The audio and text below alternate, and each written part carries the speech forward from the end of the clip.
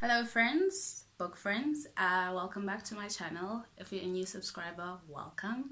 I talk about books, and if you're an old subscriber, welcome. I talk about books, and in this video I want to talk about, I'm doing a book review on The January Children by Safia Elhillo. And I wasn't planning on doing a book review on this book, to be honest, because I thought that I would just like do a wrap up with the rest of the other poetry TBRs, but I feel like it deserves a book review on its own. I don't have a lot of books that have shaken me to my core. Like, the books that have shaken me to my core or disrupted my life has been The Deep End of the Ocean, We're Going to Need More Wine, Teaching My Mother How to Give Birth by Horse and Shy, Simon versus the Homo Sapiens Agenda. I think I've already mentioned that, by Becky Albertalli. We're Going to Need More Wine is by Gabrielle Union. And Everything I Never Told You by Celeste Ng. Initially I was gonna also like put Chimamanda's Half of a Yellow Sun, but in this channel we don't support transphobes anyway, and forgive like the sun, sometimes it just like moves and everything. But back to Safia Elhillo's The January Children. I had to stop, like at first, like because it's such a short book, I thought that I would just like read it in one go, but I had to stop at the middle of like one of the poems because I wanted to cry. It's so good, it's so raw, and it's so emotional, and it's so honest. Like, I often find poets who are trying to be deep and it doesn't come across, but Safia is not trying to be deep, it's just all honest. And she talks about themes, she explores themes of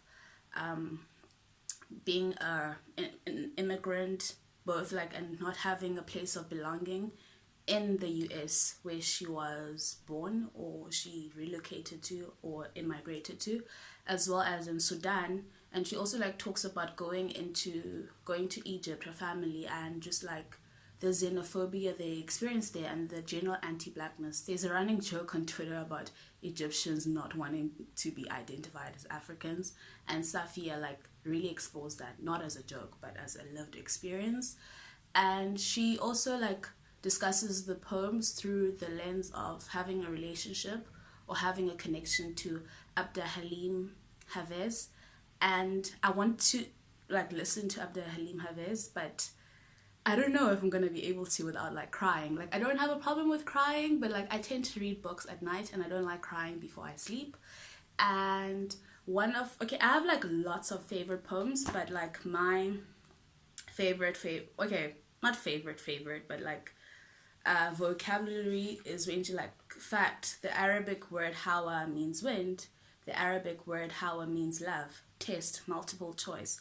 Abdul Halim said, "You left me holding wind in my hands." Or Abdul Halim said, "You left me holding love in my hands."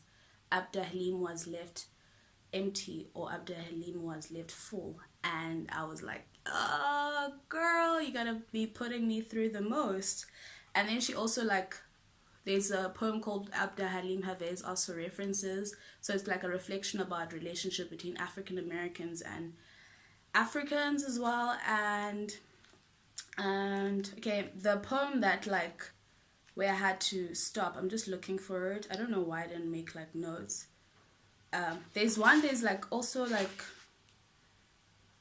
the part I keep forgetting. There's like a line that says, "Sudan broke my mother's house," and I wanted to cry. I don't think they migrated willingly. I don't think a lot of people migrate willingly. I'm not sure, I might be speaking out of my butt.